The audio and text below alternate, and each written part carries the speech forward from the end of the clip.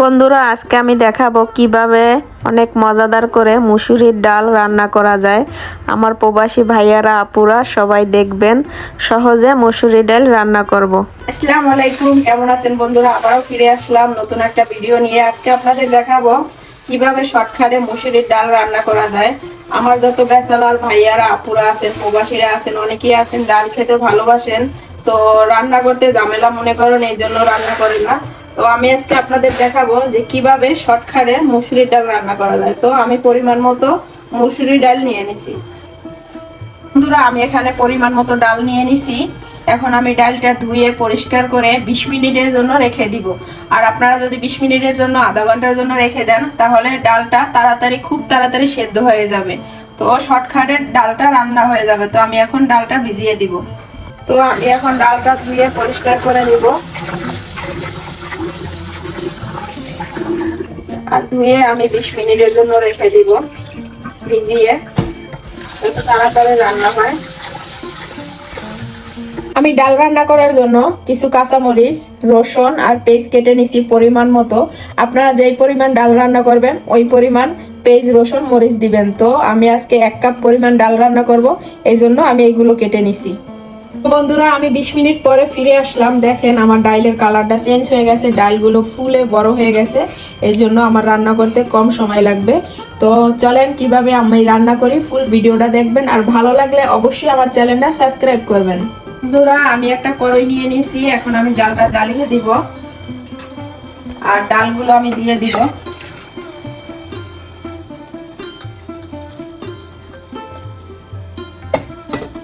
এখন আমি দিয়ে দিব পরিমাণ মতো পানি।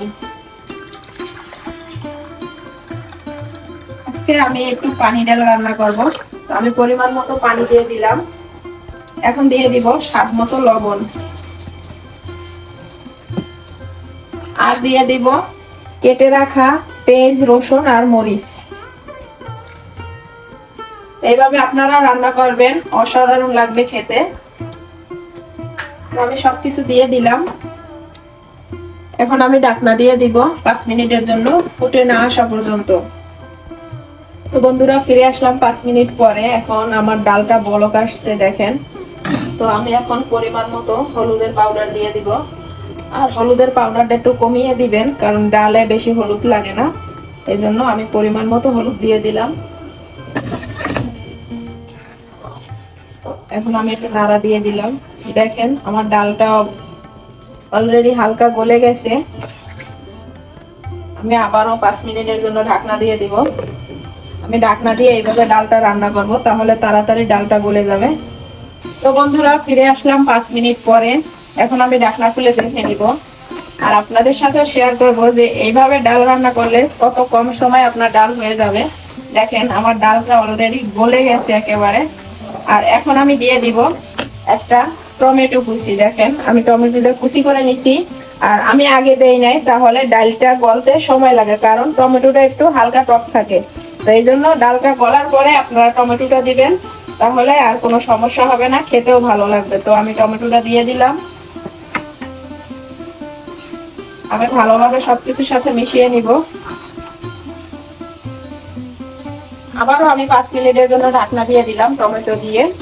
আমি এখন ঢাকনা খুলে দেখে নিব আমার টমেটো গুলা সেদ্ধ হয়েছে কিনা।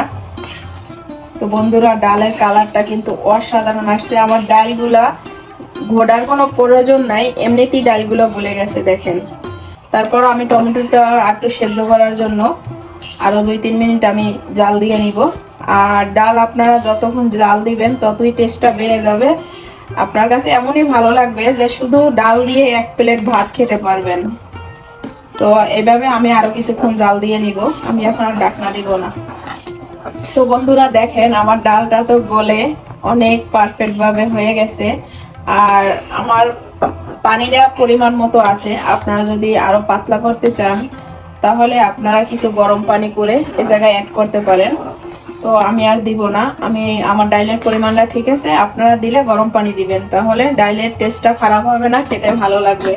আর বন্ধুরা, আমি নিয়ে নিয়েছি ডাল ঘুটনি।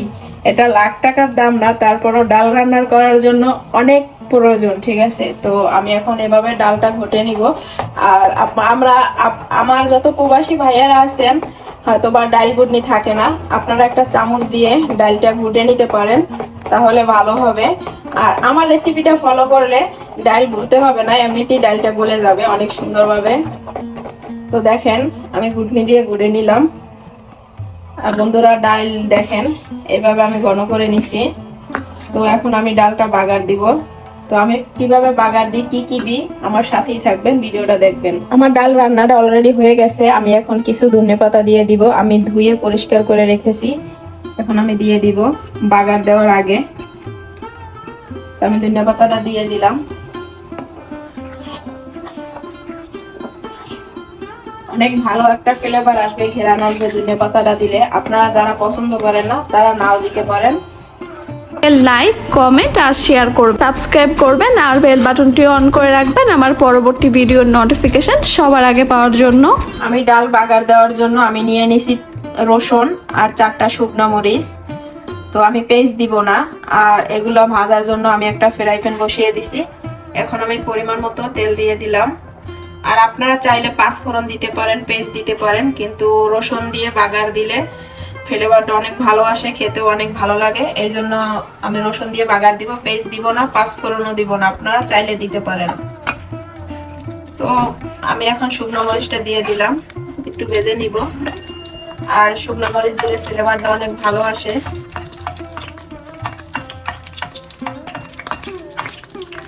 এখন দিয়ে দিব রসুন কুচি। আর রসুন কুচিটা আমি বাদামি কালার করে ভেজে নিব, লাল লাল করে।